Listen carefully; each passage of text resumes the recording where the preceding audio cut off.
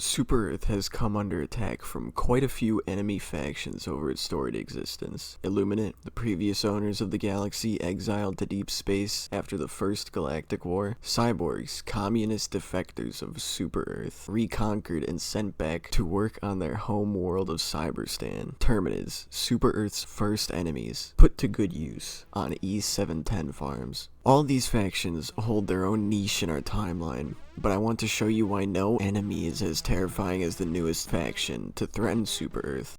Self-replicating automatons. My god.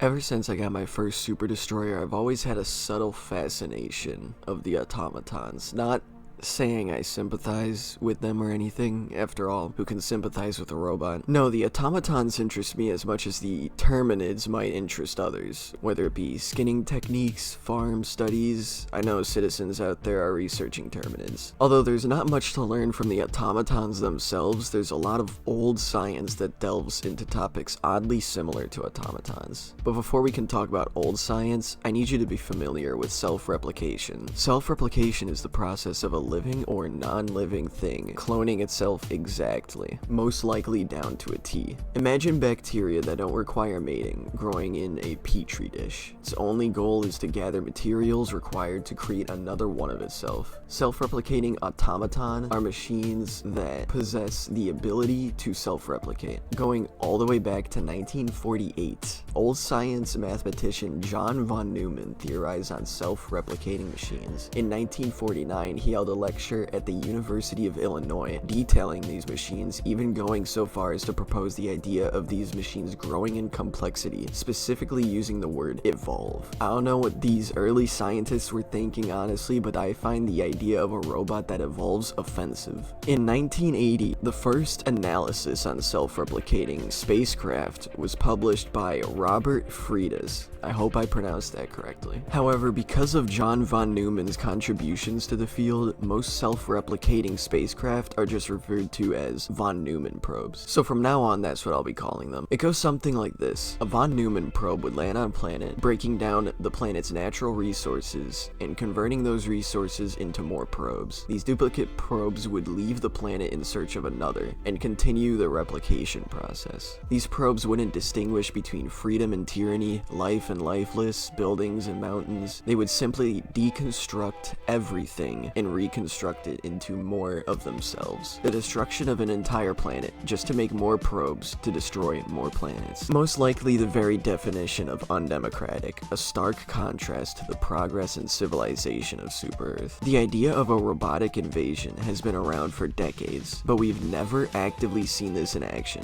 That is, until the automatons showed up. A big problem you may have noticed with these von Neumann probes is, well, where do they come from? Someone needs to make a first probe in order for the chain reaction to occur. So who made the automatons? The first theory concerning the origins of a von Neumann probe is the obvious aliens theory. However, I don't exactly know how much this could apply to our automatons. The automatons are oddly human looking, meaning either they came from something human or aliens specifically designed the automatons to look human in order to play mind games on Super-Earth citizens. If we look down the human route, there's an obvious candidate for who might have made the automatons, the cyborgs. This theory is also held together by superglue mainly because we completely defeated the cyborgs in the First Galactic War, locking them to their home planet of Cyberstan. Because of this, there seems to be no way they could have created the automatons. So as of right now, it's hard to say where the automatons could have come from. Now, a lot of people might see these von Neumann probes and voice similarities between them and the terminids. However, there's something the automatons and terminids do not have in common: hive mind activity. If you've been a hardcore terminid researcher, you'd know the terminids are almost certainly a good example of a hive mind species. When citizens think of a hive mind, the first thing we usually think of are bees or ants. Ants have a strict social structure, wage wars on each other, build habitats to grow and multiply in, all pretty normal in regards to human standards. That is, until you dive just a little deeper. When it comes to social structure on Super-Earth, you can choose to be a citizen or not.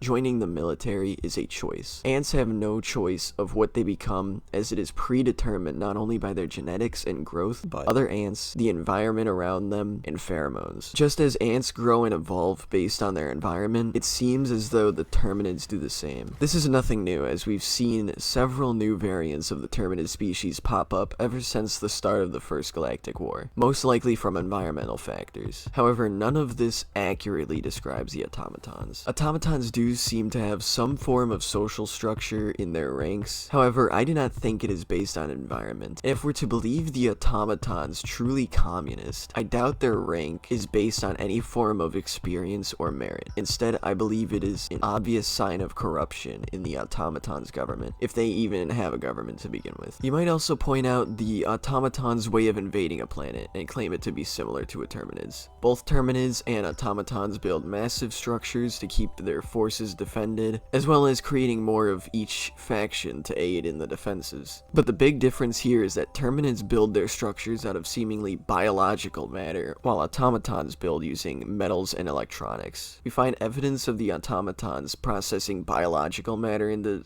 something. However, the only theory I have on this is that automatons are using biomatter as computer components. Basically, biocomputers. This isn't an indicator of sentience or aliveness. This is just an indicator that their supercomputer technology is lacking and they need to compensate using biomatter. There's one more thing I need to touch on when it comes to hive minds regarding the automatons. Naturally, automatons being robots, you'd assume they have some form of electronic communication. However, this is regarded as completely debunked in my opinion, mainly due to two actions the automatons do that imply otherwise. They speak and they use flares. Terminids seemingly communicate with chemicals and pheromones, highly indicative of a hive mind species, while on the other hand, automatons use language to communicate and visual communication in the form of flares to signify an emergency. I consider this to be the nail in the coffin when it comes to automatons being a hive mind faction. In conclusion, the automatons are most definitely not a hive mind, however, this does not make them any less deadly than the terminids. A von Neumann probe invasion of Earth goes back